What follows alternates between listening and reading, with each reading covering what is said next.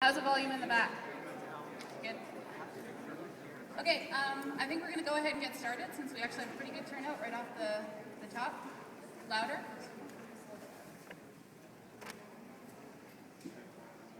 Okay, well, whoa, that's really loud.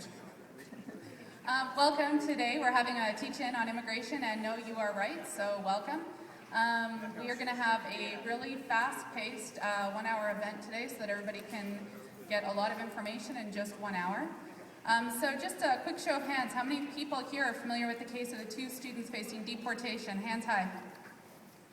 All right, so you guys already know quite a bit, which is great.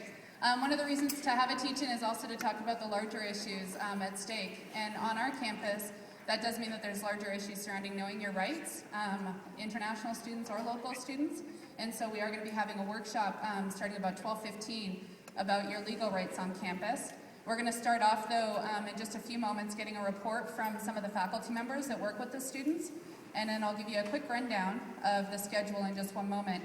But first thing I want to do is point your attention to a couple of things you can do while you're here. So over here where Rebecca is, you want to throw your hands up? There's Rebecca. There's a letter writing table set up, so you can actually write your own letter by hand, which I think she might be doing right now. There's paper and envelope there. Paper, looks like this. And a sign-up sheet is going to go around as well.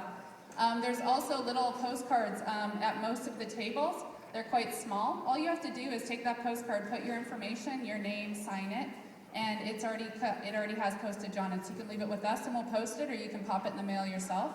In the very back, where Naomi is, if you can put up your hand. There's also petitions over there as well with more postcards. And we encourage you guys to sign the petition. Last week we sent off about 1,100, and we're hoping to do that again this week. These are going to Minister Kenny and Minister Taves. And I think that's it for our tables. We're going to have coffee over here in a second. So where's Simon? Simon's going to tell you about Twitter. All right, hands up if you have a smartphone with you here today. Look at that, most of you. Okay, you can be a part of this campaign in a really easy way. Since we have everyone here for the teach-in, as you're learning about the situation and your rights on campus, what we're trying to do is get that message immediately back to Vic Taves and Jason Kenney, who are the 2 federal ministers who have power over this case. So since the 2 students working off campus for 2 weeks, we consider that an honest mistake. We don't think they should be deported for that. So we're having a hashtag honest mistake campaign sent to Vic Taves and Jason Kenney. Their Twitter handles are up here at KennyJason, at TavesVic. So if you send your honest mistake to them, mine was I just sent them, I parked in the staff parking when I came to this rally by mistake. I didn't realize it was an honest mistake, hashtag. Am I going to get deported for this? I hope not. At KennyJason, at TavesVic, tell them to hashtag stop UR deportations. Send them your hashtag honest mistake. So I think there's also a box where people can write their honest mistakes out, and we'll be reading a few of those out anonymously if you want to bring those in, and we'll sort of come back to this in between speakers. Okay, so sorry, did it just kick out? Just so you guys have a sense of the rundown, we're going to start today, like I said, with updates from faculty from Annette Desmarais, Kathleen Irwin, and Joseph Muguru. They'll all be speaking about the projects that have been involved specifically on this campus to keep the students in their classes. Then we're going to have the Know Your Rights workshop at about 12:15. That'll involve a Q&A session as well.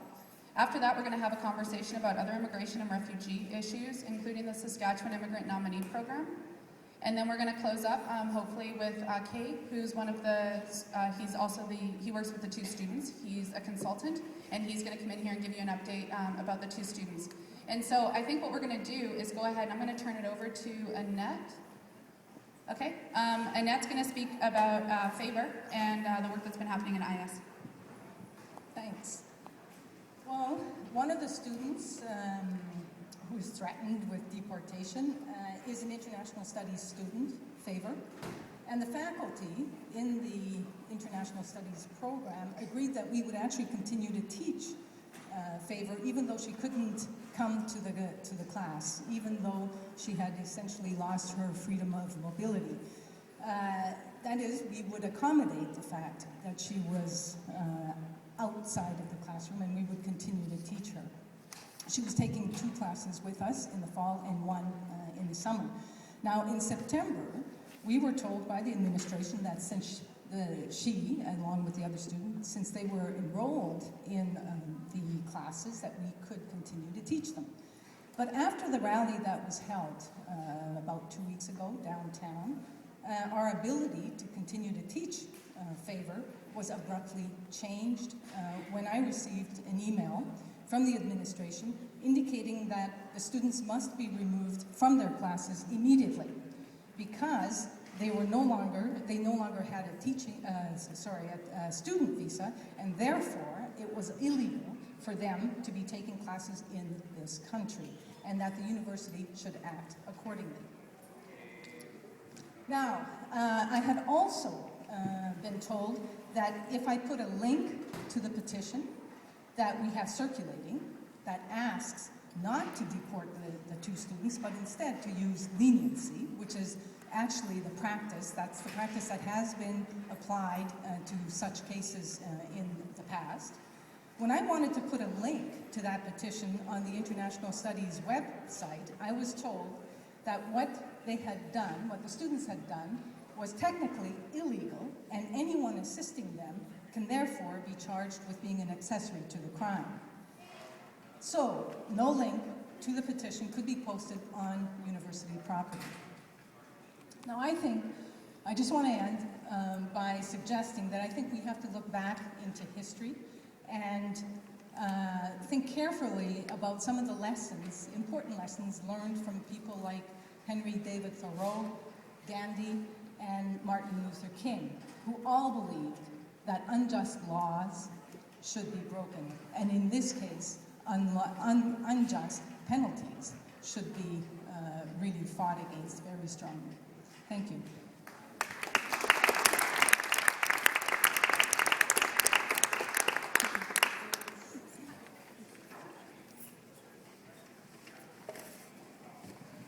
Thanks, Annette. Is Kathleen here? Perfect. Kathleen's from the Faculty of Fine Arts, and she'll be speaking about Victoria.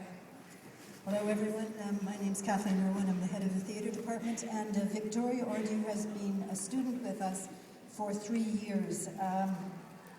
She is a hard worker, a good scholar, and despite the many hurdles she faced coming to Canada, she has done extremely well. She's a charming and well-spoken and warm and collegial individual, and she's a gracious ambassador for her country, and we were very pleased to have her among us, and absolutely shocked when in September we found out that she'd been forced to go into sanctuary.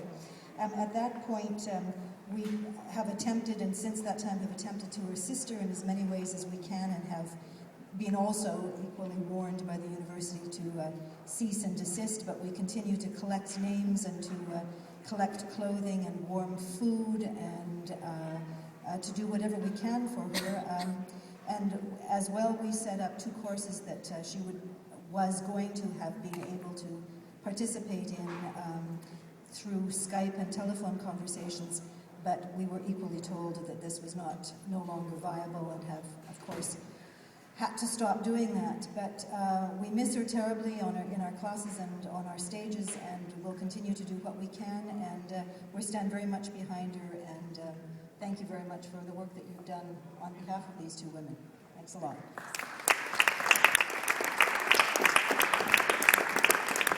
Okay, we're going to have Joseph come up and say a few minutes, say a few words as well. Sorry. Thank you very much. I also want to thank everybody that is participating very seriously in supporting these students. Favor and Victoria have been in my class in this term and last term before they were de-enrolled, kind of. But I will make 1 or 2 or 3 comments that have not been mentioned before. I think first of all is to understand where Favor and Victoria have come from. They come from a country, come from Nigeria, where close to 60% of the population lives below the poverty line. I think there are quite a few papers that may pass around. If you look at the first page, for example, those who will have it, it shows that Nigeria has a very high poverty rate. And in that context, if we are to deport, if the Canadian government is to deport these two girls, as a matter of fact, we are condemning them into a life of poverty, because that is the most common in that part of the world. The other aspect is that these two girls came here in 2009. As my colleague has mentioned, they have done very well in academic work. They have passed the examinations and have been excellent. Now, they were not able, for example, to finance their own education, ostensibly because they come from poor families. They could not be able to pay for their fees, and therefore they received a lot of support. Now, what is therefore going to happen here is that the moment they are deported, the likelihood of them continuing with their education is basically kind of very difficult. It's not going to work. Most likely, their funding will be cancelled as well. And that's why probably we need to continue working hard to see that these students remain around. May I also mention the fact that, that in many parts of Africa, there are certain regions where certain levels of development has not basically reached. People are poor in some regions, they have not had an education, and for those who may recall the fact that Victoria and Favour come from River State region in Nigeria, there has been a lot of hue and a lot of cry for development or support to that part of the region of Nigeria. Favour and Victoria are beneficiaries of that great struggle that had been going on in River State. Right? Now, there has not been many people that have been well educated in River State. The level of development has been lower, and therefore, for the government of Nigeria thought to uplift the lives of the people of River State, they will create a special program to have as many youngsters in River State getting higher education. Now, we are here, the government of Canada is here trying to chase them away from attaining that level of education that is so lacking in River State. I think we need to stand up and say no. If you may check on maybe those who have received the papers that have been going on around, that maybe my colleague was distributing, the people who have paid for funding for these young girls are very poor people, right? Maybe you can check on page 3 and page 4. There are people who are selling tomatoes. They are selling vegetables on the roadside. These are the ones who have been taxed very heavily to secure the funding for these girls. We are not punishing just these girls, we are punishing those poor folks in the rural areas of Nigeria, in the streets of Nigeria, who are living below the poverty line. Now, what we are asking Vic Chase and Jason, why are we punishing those poor folks in Nigeria for individuals who did not murder anybody, they did not steal, they did not brutalize anybody around here, they did not sell drugs, they did not enter into prostitution. They basically did work ignorantly without obtaining the work permit that they were required. Surely, can the government basically review that particular decision? Now, ladies and gentlemen, maybe as I finish, what we are fighting for here is that Victoria and Favour should not go back empty-handed. We want to see them, as page 7 shows, them getting their degree, going down in the convocation conference hall, getting their degree. If we do not fight for them and they go back, they will go basically and end up maybe being people who are selling vegetables on the streets, or going back into the hardship of farming in their own communities. I think there is a very serious reason that we need to stand up for them and convince the authorities to allow these girls finish their education. They only remain with 1 year, just 1 year only. Having spent close to 100,000 for the duration of their stay here, and remaining with 1 year only. Can the government do something? Thank you very much. Excellent, thank you very much. Nicole come up, I'm just going to read off a couple of the Twitters that are going right now. You guys are doing a very good job, as are hopefully the rest of Canada joining you. We have one here, thought Canada believed in dignity and human rights. It was an honest mistake, at Taves, at Kenny. Another one, I didn't call my dad back. It was an honest mistake. Please don't deport me. I drove for a few minutes this morning, saw on seatbelt. Please don't deport me. People voted for you. It was an honest mistake. Don't deport them at all. All right, next up we're going to have Nicole Sauer talking. She's with Pro Bono Law Saskatchewan, so she's going to be doing a Know Your Rights legal workshop. So she's going to do the formal workshop first, and then there will be time for Q&A, so definitely stick around. Okay, Nicole, thank you. Hi everyone, my name is Nicole. I'm a lawyer and acting executive director with Pro Bono Law Saskatchewan. I've been asked to talk to all of you about your charter rights today. If I end up talking too long, which is something I tend to do, I'll stick around. I can answer questions personally, and I'll leave a bunch of my business cards around as well. So first of all, you may be wondering what the charter actually is. Slide issues, that's okay. For those who don't know, the Charter is enshrined within our Constitution. It protects individuals' rights to protection against government and government agencies. So that means any type of government bodies, we're talking about the police, Immigration Canada, anybody, you have these rights pursuant to the Charter. That's fine. That's okay. The slideshow's not that good anyways. Now, you may wonder whether or not the Charter applies to you if you're an international student or if you're someone who was born here. There are certain sections in the Charter that aren't relevant to anybody if you're not considered a citizen, but those, it's only 3, they're related to mobility and language rights. Any of the Charter rights that we're talking about today, they're relevant to everybody. Anyone who is on Canadian soil has these Charter rights. And that's been decided by the Supreme Court of Canada. That's not going to change. Okay, so good. We've got a list of what the Charter rights are here. I'm going to try and go through them quickly. It's really important. It's a really complex area of law. Some of these can be infringed on as long as the government provides justification for doing so, but we won't talk about that. We won't talk about the details, but I'll generally talk about what each one of these sections mean, and then if you have any specific questions, you can ask me as well. So Section 2 gives you some fundamental freedoms. That's the freedom of association, peaceful assembly, conscience, and religion. You have the freedom of thought, belief, opinion, and expression, including freedom of the press and other media. Section 7, which is life, liberty, and security of the person, gives you the right to not be held against your will without proper process, the right to be free from physical assault or interference or the threat of them.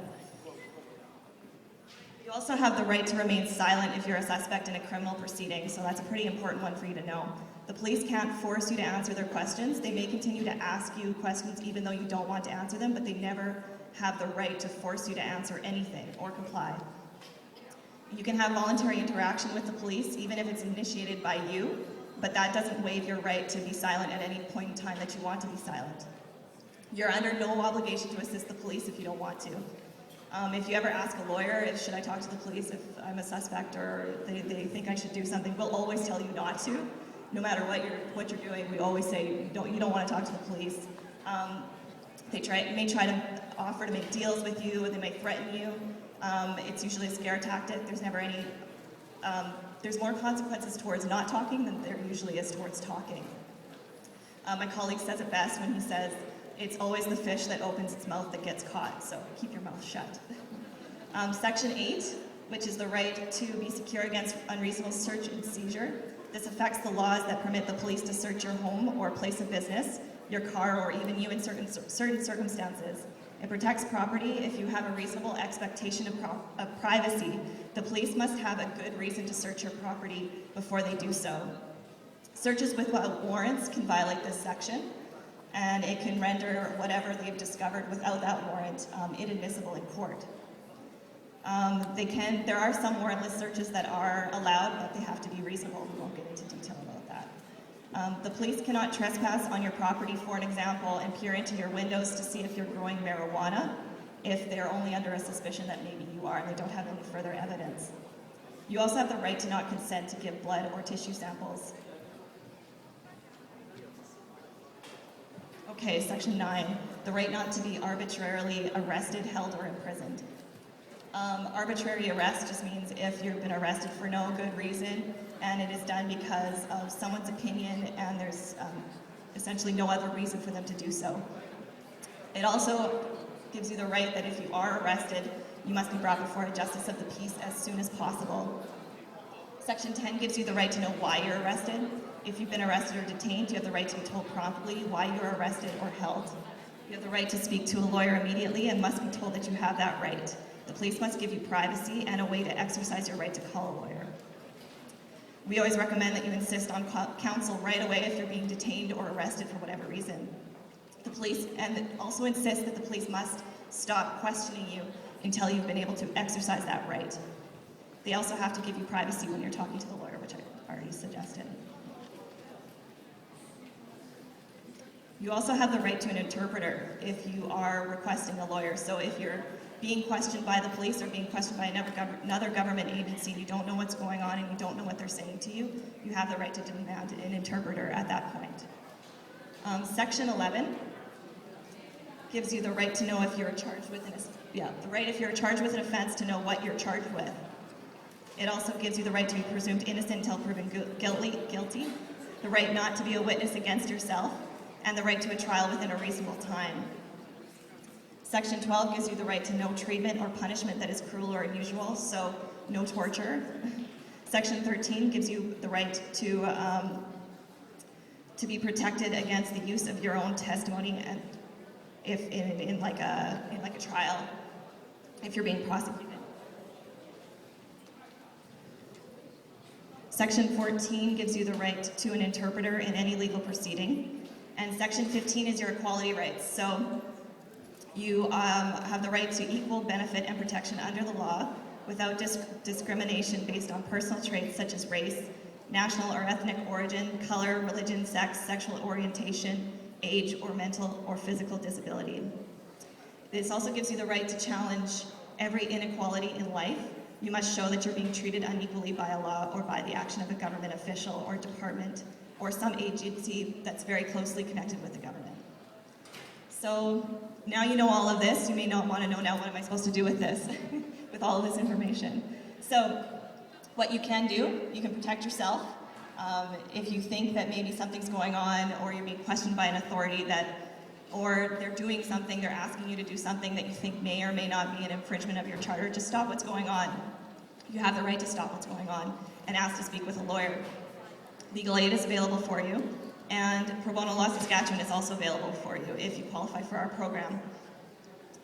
Worst case scenario, if your charter rights are infringed, you do have the right to go to court and seek relief. So I hope that's good enough. It's a bit of a basic summary. It's a very complicated area of law, but hopefully this will give you enough information so that if something is happening in your life that you think might be a charter right, it'll put a little flag up there for you. So if anybody has any questions, if you aren't comfortable asking me questions in a big group setting, you're welcome to grab me after or grab one of my business cards and I'll leave it at the table there. Okay. Oh.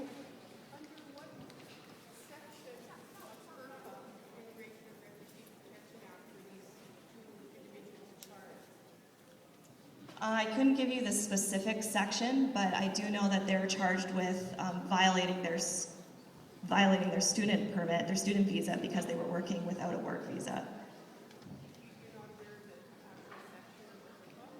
I didn't look it up before I got here, no. But I could pull it for you and tell you later. As a lawyer, I don't know everything about every legislation, I'm really sorry, but I can definitely look it up for you and find it for you.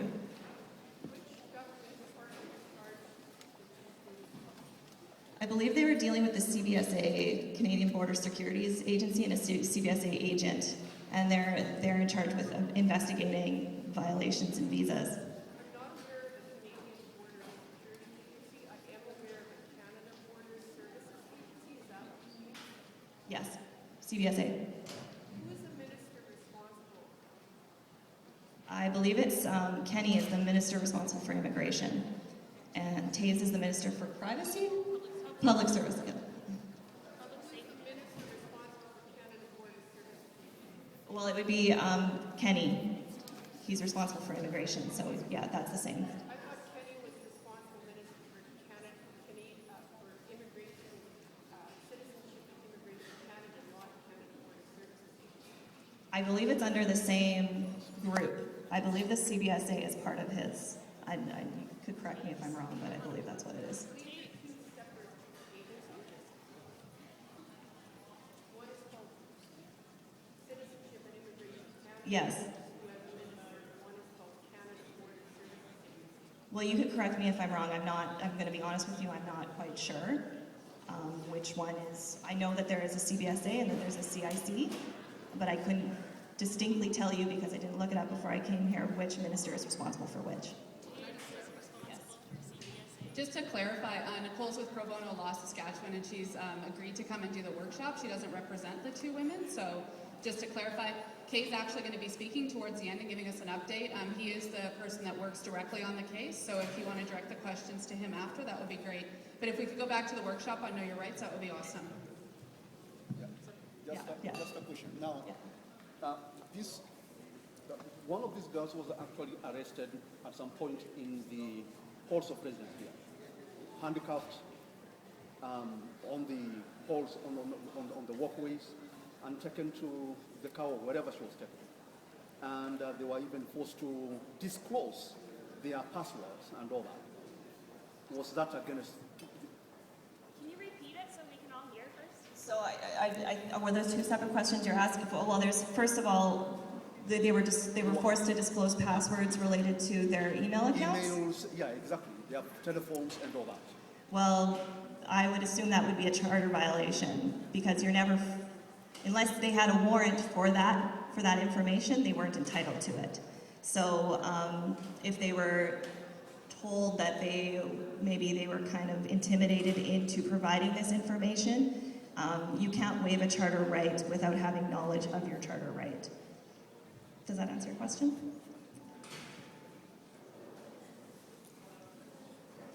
Okay, thank you.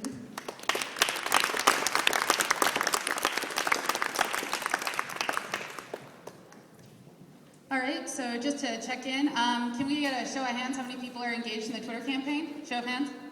Boom, well done. Awesome. So just to give everybody a quick reminder, we have in the back some coffee and the postcards and sign up. Over here we have the letter writing campaign. Apparently over there I decided to put the cookies. I'm not sure why, but there's cookies over here. And let me just get a couple more feeds from the Twitter account. One sec.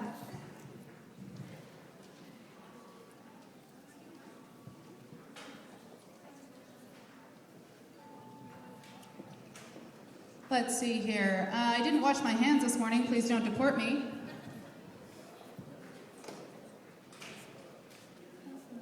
At U of R. Drastic, unfair, unjust penalty for 2 students that made an honest mistake. I thought charter rights applied to all people in on Canadian soil. It was an honest mistake. One time I ordered a pizza from Copper Kettle. That wasn't fire and ice. Honest mistake. I don't know what that means. So if you guys are on there, though, you can see that there's a good mix of people talking about this campaign in particular and then having a little bit of fun as well. One thing I wanted to let everybody know is that this Twitter campaign is kicking off today. It's going all the way to next Monday when there's going to be a big rally in Ottawa focused just on this issue as well. So please continue to engage in the campaign all week. And I think next up, oh, sorry, one sec, here's Rebecca. I also just want to point out there's a sign-up sheet because we really need to get more people involved, especially on campus, just to stand up for their friends, stand up for international students, stand up for all students, and to say that we aren't going to tolerate deportations on our campus. We're not going to tolerate harassment from CBSA agents on campus. So I really would encourage anybody who wants to get more involved or even just receive emails to please sign up here. And this will be on this table, or I could pass it around. Okay. Why don't we go ahead and pass it around? Why don't you hand it down here? Okay, so go ahead and sign up if you want to get more information about this campaign and larger immigration and refugee issues. Patience, are you around? Hi, sorry. Hey, this is Patience. She'll introduce herself. She's going to be talking about some other broader issues in Saskatchewan. Hi, my name is Patience.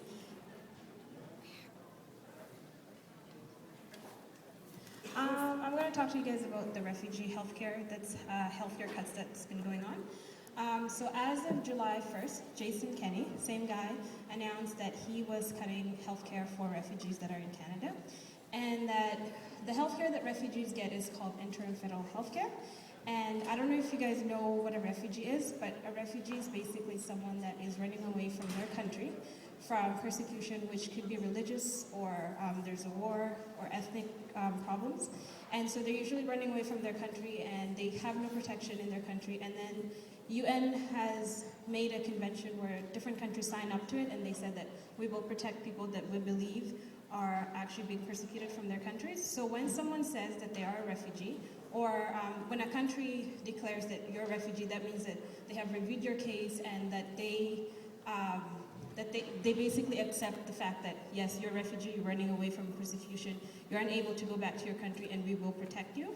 So in Canada, we have the interim federal healthcare, which we provide to refugees. Last year, the interim federal healthcare cost us $84.6 million. That is 0.59 cents from each of you. And that's the healthcare that they're cutting away from refugees. And they're saying that they're doing this because refugees are getting better healthcare than Canadians. My argument is that everyone should get healthcare based on what they need, not based on everyone having the same thing across the board. We also have to remember that most of us have extra coverage from our work or from school. And what this healthcare cut means is that they cannot access a doctor, they can't even go to a doctor unless it's an emergency, and an emergency is very arbitrary. So for example, if you need to give birth, that's not an emergency apparently.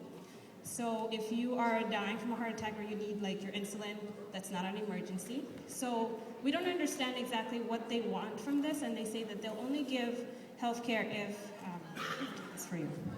It says that only if it's needed to prevent or treat a disease that is at risk to the public health or to treat a condition of public safety concern. And the plan is that in 5 years, they'll save $100 million. My suggestion is that if you're going to wait till problems or emergencies, I think it's going to cost us more money in the long run. And also, we have had cases of, like a lady in Saskatchewan who in June asked her birth to be induced early because by the time July came around, she wouldn't be able to afford to go see a doctor to give birth. And we really think that this is going against what we believe are Canadian values. Healthcare-wise, this is a bad idea because when you wait for problems to get bigger, they become a bigger problem to the general public anyways.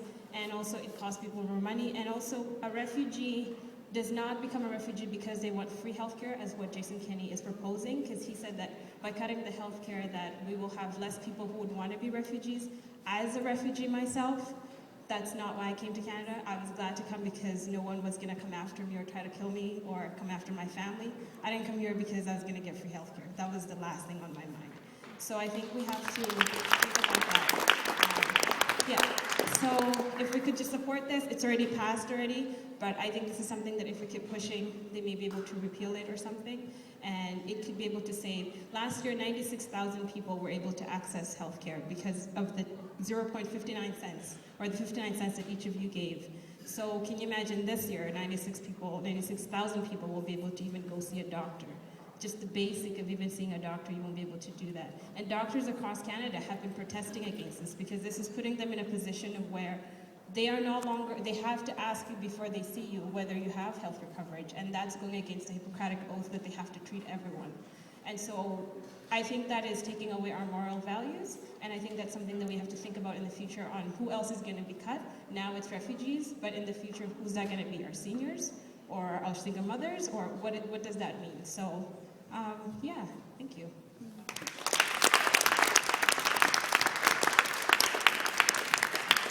Thank you very much, Patience. All right, I just grabbed a couple of the honest mistakes from the honest mistakes box for those of you that are like low tech and not going on Twitter. One of these here was, I jaywalked on my way to school. Please don't deport me. This one has some caveats. I took a book out of the library without checking it out, unintentionally. Honest mistake. And then I forgot an appointment. And I forgot to let the dog out for the day the other day, but I remembered at lunchtime. All right, so I'm just checking. I don't think that, is Syed here by any chance? I didn't see him. Okay, we're gonna have Kate come up in just a moment and start to share some of the story with regards to the two women that the event is focused on. But But just out of curiosity, what are some of the ideas that people in the audience have of events that we might be able to do next Monday when the event happens in Ottawa? Because it would be great to do something at U of R. We've done a teach-in. Can people think of other things we could do besides continue on the Twitter campaign next week? Any thoughts from the audience? Silence. Show of hands, how many people would show up for another event this time next week right here? Show of hands. All right, so there you have it. Please sign up and help us put together another event, and we'll do that right here this time next week if we can get the spot. We'll try to get another event together so we can do a solidarity event when they have the event in Ottawa. I'm going to go ahead and we can sit here and do a post